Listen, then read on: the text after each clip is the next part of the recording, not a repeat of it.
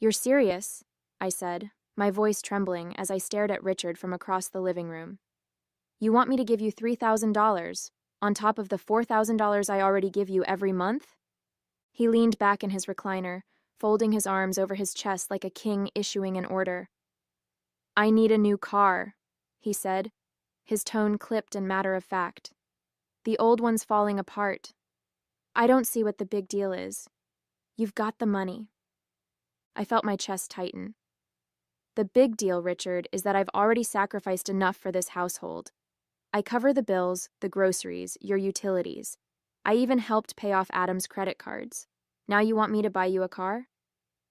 Yes, he said, his voice rising. Because I deserve it. I've done enough for this family. It's time for you to pull your weight. Pull my weight. The words hit me like a slap. I'd been financially supporting this household for years, working tirelessly to keep us afloat while my father-in-law and my husband, Adam, treated my paycheck like a bottomless ATM. And now, the one time I set a boundary, Richard had the audacity to call me selfish. I'm not doing it, I said firmly, standing my ground. You'll have to figure out another way. His face twisted with rage, the vein in his forehead bulging. You're just like your mother, always thinking you're better than everyone else. He stood abruptly, his movements sharp and aggressive. Don't you dare disrespect me in my own house. Your house? I shot back, my voice shaking. This house is paid for with my money, Richard. Before I could react, he lunged forward, shoving me with both hands. I felt my feet slip on the hardwood floor, and then I was tumbling down the stairs. The world blurred as pain shot through my body. I landed hard at the bottom, my arm twisted beneath me and my head pounding from the impact. For a moment, I couldn't move. The pain was overwhelming, and tears stung my eyes as I tried to catch my breath. Above me, Richard stood at the top of the stairs, his face still contorted with anger. That's what happens when you don't respect me, he spat, before turning and stomping back into the living room. I expected Adam to rush to my side, to help me up or at least ask if I was okay. But when he appeared at the top of the stairs, his expression was blank, almost bored. You should have just given him the money, Maya, he said with a shrug. You know how he gets. My name is Maya, and for the past 4 years I've been the financial backbone of a household that doesn't respect me. I married Adam because I thought we were building a life together, but it quickly became clear that his priorities were tied to his father, Richard. When Richard's health began to decline, I agreed to move into his home to help out. What I didn't realize was that helping out meant funding everything: rent, utilities, food, and even Richard's personal expenses. At first, I thought it was temporary. I told myself that Adam and Richard appreciated what I was doing, even if they didn't always say it. But as time went on, their sense of entitlement grew. Adam stopped working entirely, claiming he needed to be home to support his father. Richard, meanwhile, began making bigger and bigger demands, treating my paycheck like it belonged to him. Still, I stayed. I told myself it was for the good of the family. But lying at the bottom of those stairs, bruised and aching, I realized the truth. This wasn't a family. It was a one-sided arrangement where my value was measured solely by what I could give, and I was done. That night, I packed a bag. I didn't say a word to Adam or Richard as I grabbed my things and walked out the door. My heart pounded with a mix of fear and determination, the sting of their betrayal still fresh. I didn't know exactly where I was going, but I knew I couldn't stay. I checked into a motel and sat on the edge of the bed, my phone clutched in my hands. I could feel the weight of what had just happened pressing down on me, but I wasn't going to let it break me. For years, I had been their safety net, their source of stability. Without me, they'd fall apart, and this time I wasn't going to catch them. The next morning, I made the call. Angela, I said when the lawyer answered, I need your help. It's about my husband and his father. Meeting Angela, my lawyer, felt like the first breath of fresh air I'd taken in years. She listened carefully as I explained everything, how I'd been covering all the household expenses, how Richard had demanded more money for a car, and how the confrontation had ended with me at the bottom of the stairs. You've been financially supporting your husband and father-in-law entirely on your own? Angela asked, raising an eyebrow. I nodded. For the past 4 years. Every bill, every expense, everything comes out of my pocket. And your name is on the mortgage or deed of the house? She asked, flipping through her notes. It's all in my name, I said, my voice firm. They couldn't qualify for the loan without me. I pay for it. I own it. Angela's lips curved into a small, knowing smile. Then this is your house, Maya, not theirs. We'll start with eviction papers for both of them. The thought of evicting Adam and Richard made my stomach churn with a mix of guilt and satisfaction. For years, I'd put their needs above my own, convincing myself that I was doing the right thing. But that night on the stairs, I realized that kindness and loyalty meant nothing to people who only saw me as a means to an end. What about Richard pushing me? I asked. He could have seriously hurt me. We'll include that in the lawsuit, Angela said firmly. You're not just evicting them, you're holding them accountable for their behavior. Let's make sure you get justice. The next few weeks were a whirlwind of preparation. Angela helped me gather all the evidence I needed to support my case. Bank statements, receipts, even text messages where Richard and Adam made their entitled demands. Seeing everything laid out in black and white was both validating and infuriating.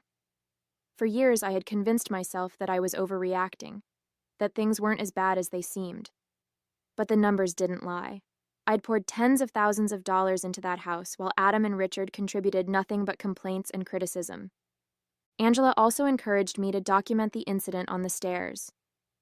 We'll need to show that there's a history of abusive or threatening behavior, she said. This isn't just about money. It's about creating a safe environment for you moving forward. Safe. The word hit me harder than I expected. For years, I'd put my safety, both emotional and physical, on the back burner, prioritizing the needs of others. Now, for the first time, I was fighting for myself. Meanwhile, I started making quiet plans to rebuild my life. I found a small apartment close to my job and began moving my things there in secret, one carload at a time. The house still felt like a minefield, and I avoided Adam and Richard as much as possible. Adam barely noticed my absence. He spent most of his time glued to the couch or arguing with his father about God knows what. Richard, meanwhile, was still fuming over my refusal to buy him a car. Every interaction with him felt like walking a tightrope, but I held my ground. The final piece of the puzzle was setting up the legal bombshell they'd never see coming. Angela drafted eviction papers which would force them to vacate the house within 30 days, and a civil lawsuit for damages related to the assault and financial exploitation. They're not going to take this well, she warned. Be prepared for some backlash. I'm ready, I said, my resolve hardening. They've pushed me around for too long. The hardest part was keeping my plans to myself. My coworkers noticed that I seemed distracted, but I brushed off their concerns with vague excuses about stress at home. The truth was, I felt like I was living a double life. One version of me was still playing the dutiful wife and daughter-in-law, while the other was quietly reclaiming her independence. Late at night, I'd lie awake in my new apartment, replaying everything that had happened. The anger and hurt would bubble up, threatening to overwhelm me. But then I'd think about the moment I'd serve them the papers. I pictured their faces, Richard's smug confidence shattering, Adam's indifference replaced with disbelief, and it gave me the strength to keep going. The day finally came. Angela met me at the house, her calm professionalism grounding me as we walked up the driveway. My heart raced as she rang the doorbell, the stack of papers in her hand feeling heavier than it should. Richard opened the door, his expression immediately souring when he saw me standing beside Angela. "What do you want?" he snapped. Angela didn't miss a beat. "Mr. Williams, you've been served," she said, handing him the papers. "You and your son are required to vacate this property within 30 days. Additionally, my client is filing a civil lawsuit against you for damages related to assault and financial exploitation." "What the hell is this?" Richard barked, his face turning red as he flipped through the documents. "You can't do this. This is my house." "No," I said, my voice steady despite the pounding in my chest. It's my house, and you're not welcome here anymore. Adam appeared in the doorway, rubbing his eyes like he'd just woken up. What's going on? He mumbled. Richard shoved the papers at him. Your wife thinks she can kick us out. Can you believe this? Adam skimmed the documents, his brow furrowing. Maya, this is insane. You can't just... I can, I interrupted, meeting his gaze. And I did. For a moment, neither of them spoke. The reality of the situation was sinking in, and I could see the panic starting to creep into their expressions. This wasn't just an argument they could brush off or a demand they could guilt me into meeting. This was real, and they couldn't stop it. Angela turned to leave, motioning for me to follow. They've been served, she said. Let's go. As I walked away, the weight of years of mistreatment seemed to lift from my shoulders. For the first time in years, I felt free. The house felt eerily quiet as I sat in my car parked across the street, watching Angela walk up to the door one final time. She'd insisted on being the one to deliver the formal lawsuit and eviction enforcement notice. This was the moment I'd been waiting for, the moment when Richard and Adam would finally realize the gravity of what they had done. I saw Angela ring the doorbell and stand confidently with the papers in hand. Moments later, Richard opened the door, his expression shifting from irritation to confusion, and finally to pure, unadulterated rage. Even from my car, I could hear his voice erupt. This is ridiculous, he bellowed, his fists clenched at his sides. She can't do this to me. I've lived in this house for years. Angela's voice remained calm and professional. Mr. Williams, as I explained the last time we served you, this property belongs solely to my client, Maya. You've had your 30-day notice, and as of today, you are legally required to vacate. Any refusal to comply will result in further legal action. Adam appeared behind him, his hair disheveled and his face still puffy with sleep. He squinted at the papers Angela handed him and groaned. Maya, seriously? What is all this? Angela didn't flinch. This is a civil lawsuit for damages totaling $20,000, including compensation for the physical assault, financial exploitation, and emotional distress caused by both Mr. Williams and Mr. Adam Williams. These proceedings will move forward regardless of whether you vacate today. Richard's face turned beet red, and I could see the anger boiling over. He snatched the papers from Adam's hands and ripped them in half, tossing the pieces onto the porch. You think this is going to scare me? He shouted. You can't evict family. This is my house. Angela didn't blink. That's for the court to decide, Mr. Williams. But for now, the sheriff's department will be here shortly to ensure that the eviction is carried out. Richard slammed the door in her face, but not before I caught a glimpse of Adam standing behind him, wide-eyed and panicked. For the first time, he seemed to grasp that this wasn't just another argument that could be smoothed over. This was real, and there was no way out. Angela returned to the car, her steps purposeful as she slid into the passenger seat. They're fuming, she said with a wry smile. But I doubt they'll try anything stupid. The sheriff will handle it from here. I exhaled a long breath I didn't realize I'd been holding. For years, I'd been the one stuck in the cycle of giving in, of letting their entitlement, abuse, and disregard wear me down. But now, for the first time, I was the one holding the power. It felt foreign, but it also felt good. As we waited for the sheriff, I allowed myself to imagine the scene inside the house. Richard pacing furiously, ranting about how unfair this all was. Adam probably slumped on the couch, scrolling through his phone to avoid engaging. Their dynamic had always been the same. Richard barking orders, Adam following along, and me cleaning up the mess. But not anymore. When the sheriff's car pulled up, Richard stormed outside, yelling at the officers about how he'd been wronged. She's lying, he shouted. This is my house. I've lived here for decades. She can't just throw me out like this. The lead officer calmly reviewed the paperwork Angela handed him. This property is legally in Ms. Maya's name, and these eviction proceedings are valid, he said firmly. You've been given ample notice, Mr. Williams. You need to gather your belongings and vacate immediately. I won't, Richard roared, his voice hoarse with fury. You'll have to drag me out of here. Adam finally stepped outside, holding a hastily packed duffel bag. He looked at me from across the street, his face a mixture of anger and confusion. Why are you doing this, Maya? He called out. We're family. That word, family, cut through me like a knife. They'd used it as a weapon for years, twisting its meaning to justify their entitlement and disrespect, but I refused to let it hold me hostage any longer.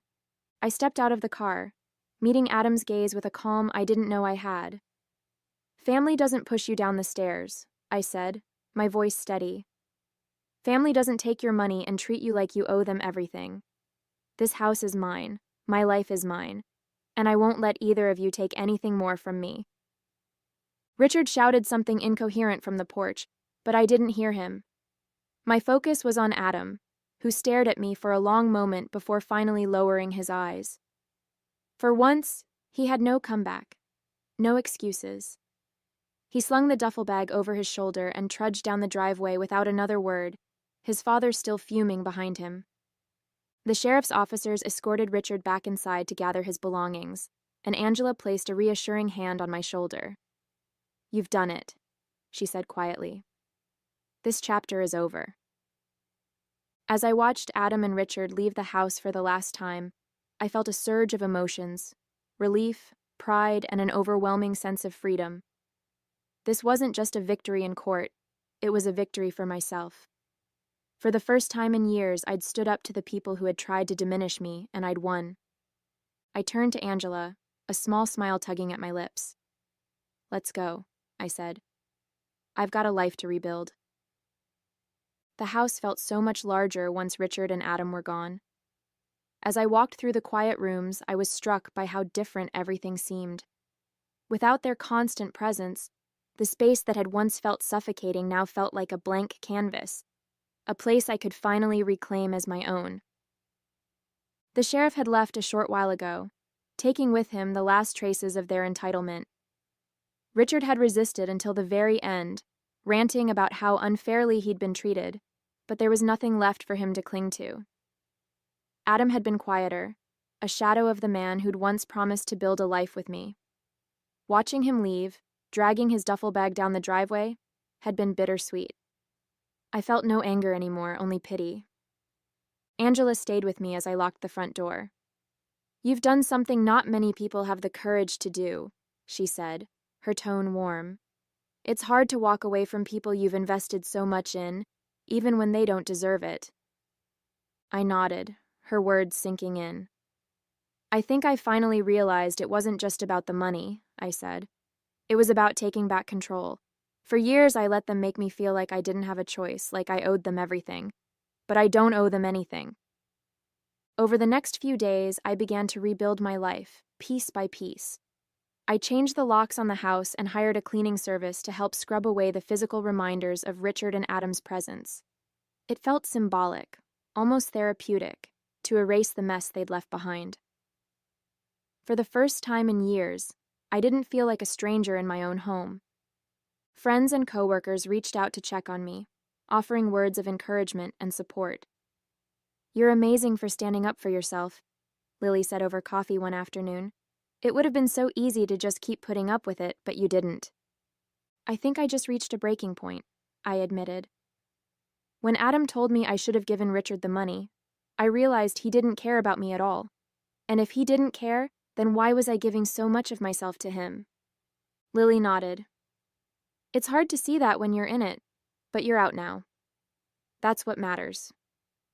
Richard and Adam tried to contact me once, but I ignored their calls. Angela assured me that they had no legal grounds to challenge the eviction or the lawsuit. You've already won, she said, and I believed her. For the first time in years, I felt untouchable. My focus shifted to the future. I started exploring new career opportunities and hobbies I'd put on hold for far too long. Without the weight of their demands, I had the time and energy to invest in myself. I even began considering selling the house, my house, and moving somewhere new, somewhere that didn't carry the ghosts of the past. One evening, as I sat on the patio with a glass of wine, I let myself reflect on the journey that had brought me here. It hadn't been easy, far from it.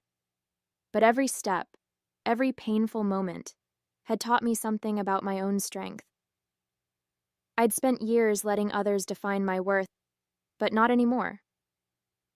I looked out at the quiet street, the stars just beginning to dot the sky. For the first time in years, I felt truly free. This was my life, and I was finally living it on my terms. A few months later, my life had completely transformed. The house I once shared with Richard and Adam no longer felt like a prison. It was mine now, truly mine. Every corner, every room, reflected the life I was rebuilding for myself. The walls that used to echo with their demands and entitlement were now filled with peace and quiet. I'd finally put the house on the market, a decision that felt symbolic of closing that chapter for good. Angela helped me navigate the legal and financial hurdles, and the lawsuit against Richard was progressing in my favor. The compensation I stood to gain wasn't just about the money, it was about holding him accountable.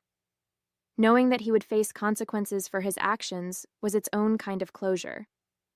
In my new apartment, everything felt lighter.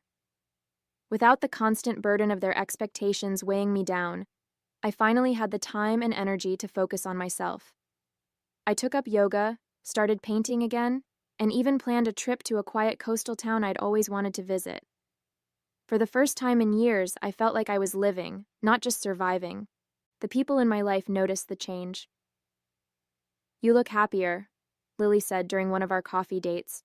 "Like a weight's been lifted." "Because it has," I said with a smile. For years I thought walking away meant giving up. But now I realize it was the bravest thing I've ever done. She raised her cup in a mock toast. "To brave new beginnings." "To never settling for less," I added, clinking my cup against hers. Richard and Adam's absence no longer haunted me. I stopped replaying the events of that night on the stairs or wondering if I'd done the right thing. I knew I had. They'd tried to make me feel small, but in the end, their actions had only made me stronger. I didn't need their apologies or explanations to move on. I'd built a new life, one they had no part in, and that was enough. The lawsuit's final judgment came a few weeks later. Richard was ordered to pay damages, and though I doubted he'd ever willingly accept responsibility, the ruling gave me closure. It was a legal acknowledgement of everything I'd endured, a confirmation that my story mattered. On the day I handed over the keys to the house's new owners, I stood in the empty living room one last time, letting the memories wash over me. The anger, the hurt, the betrayal.